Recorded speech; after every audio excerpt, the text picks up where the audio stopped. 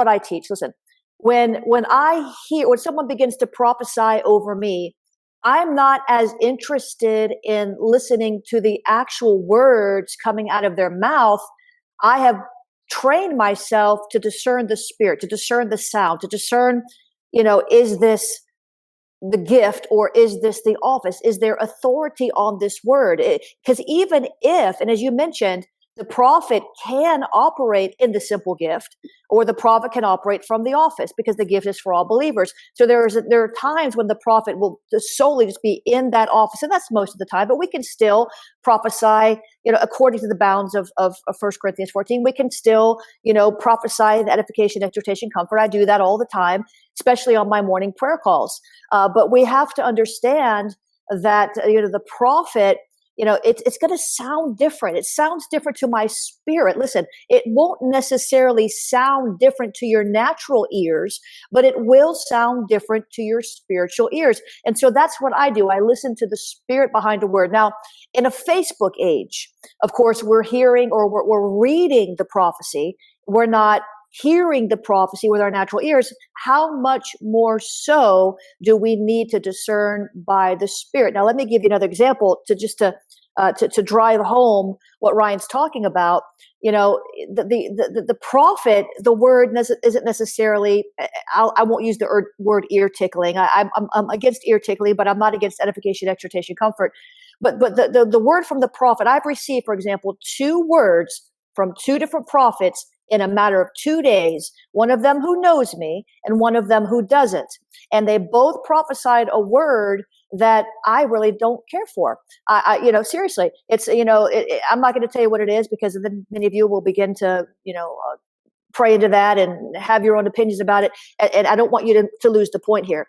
The point is, these 2 prophets delivered a word to me that was not edification, it was not exhortation, it was not comfort. And if they had prophesied that to some people, they would have immediately been rejected, because it's not something I wanted to hear. It's nothing bad. It's just about a change, a shift, something that's coming that I'd prefer not to see, because I get very settled in my ways. I get very comfortable, and we all do. So both of them prophesied this. One of them prophesied it. The other prophet was confirmation. And now I can really brace myself for what's going to happen. The same thing happened several weeks ago.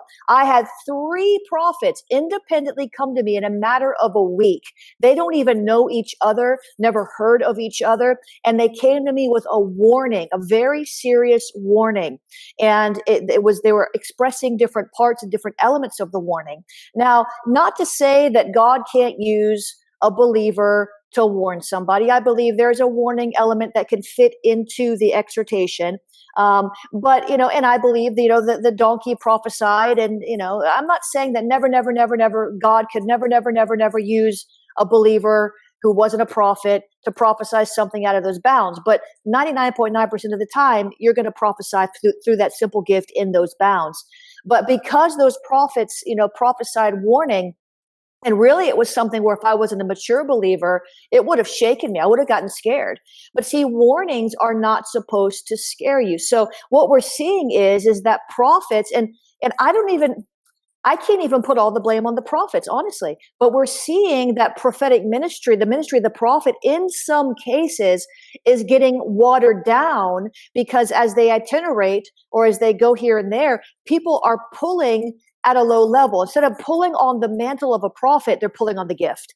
And so many prophets then are prophesying at a lower level than really they should or could be, because of the environments they find themselves in, and because God knows they can't handle the heavier stuff. And so the mercy of God, and maybe the mercy for the prophet, is for God not to give them that weighty word in that environment. And this has to stop. We have to get to a place in the body where we are willing, ready, able, and welcoming of whatever God has to say, even if it's rooting out, tearing down, throwing down, because there is a building and planting.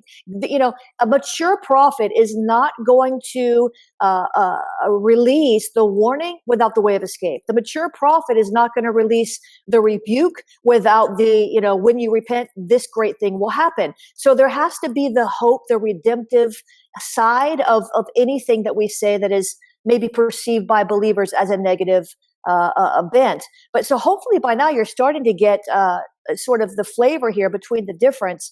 Ryan, I'll hand it back over to you. Probably have some feedback on that.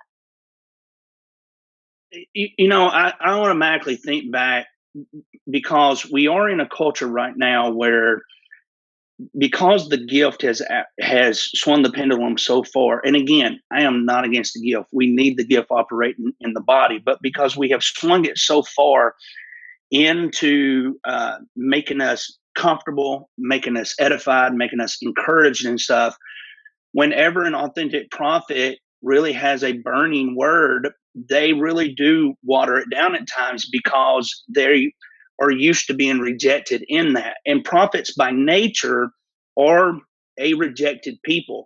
And so I'm not saying that prophets become super sensitive, but they are sensitive to the rejection. And what has happened in this process is they've watered down, dumbed down the word, and tried to make it acceptable to ears that are willing to hear it, rather than the way that the Lord actually said it.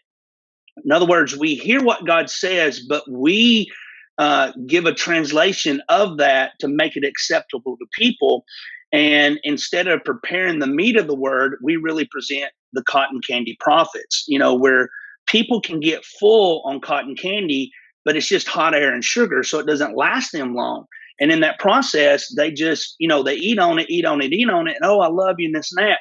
And some of this, and I'm not blaming social media in the sense that I'm saying social media is the major fault of this, but I am saying that social media has helped create this environment, because we long for the likes and the shares, and we want to be loved and admired, A reset of the prophetic movement is upon us. The second wave of prophets is rising in this hour. We stand at the edge of a new era in the prophetic. We're gathering the international prophetic community at the Global Prophetic Center, a hub for prophetic training, prophetic labs, summits, networks, and lighthouses. It's time for prophets to go deeper. It's time for seers to soar. It's time for prophetic voices to rise up and decree what says the Spirit of God with accuracy that causes the world to pay attention. The Global Prophetic Center offers proven prophetic systems and structures to equip you to walk worthy of your calling and to prophesy with precision, boldness, diplomacy, and wisdom. Get hands-on training and mentoring in a safe environment that breeds true prophetic community and learning.